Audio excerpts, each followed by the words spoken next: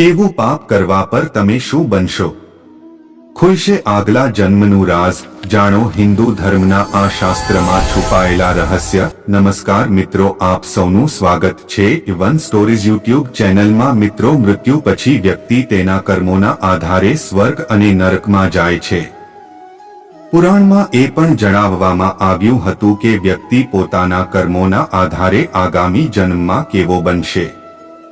ભગવદ્ ગીતામાં ભગવાન શ્રી કૃષ્ણ કહે છે કે આત્મા અમર છે.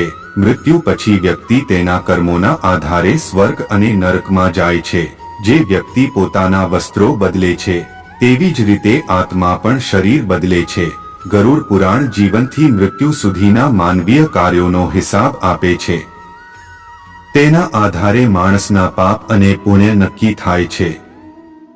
એવું માનવામાં આવે છે કે મૃત્યુ પછી વ્યક્તિ તેના કર્મોના આધારે સ્વર્ગ અને નરકમાં જાય છે.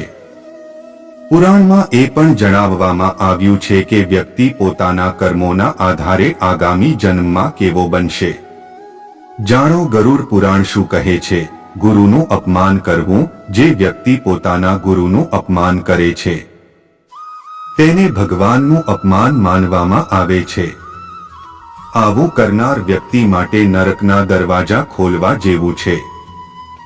ગરુડ પુરાણમાં કહેવામાં આવ્યું છે કે જે શિષ્ય ગુરુ સાથે ખરાબ રીતે વાત કરે છે તે આગલા જન્મમાં નિર્જળ જંગલમાં બ્રહ્મરાક્ષસ બની જાય છે. જે લોકો મહિલાઓનું શોષણ કરે છે તે લોકો તેમના આગલા જન્મમાં ભયંકર રોગોથી પીડાય છે.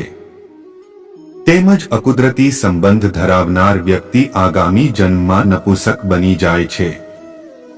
જે પોતાના ગુરુની પત્ની સાથે દુર્વ્યવહાર કરે છે તે રક્તપિત્તનો રોગી બને છે. ગર્ભમાં મૃત્યુ થવું.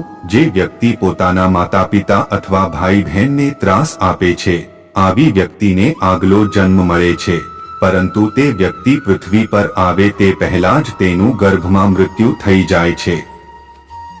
ગરુડ પુરાણ અનુસાર જે લોકો હિંસા દ્વારા તેમના પરિવારને ટેકો આપે છે, જેમ કે લૂંટફાટ, પ્રાણીઓને ત્રાસ આપવો અથવા શિકાર કરવા, તેઓ તેમના આગામી જીવનમાં કસાઈ દ્વારા કતલ કરવા માટે બકરો બની જાય છે. છેતરપિંડી કરનાર વ્યક્તિ.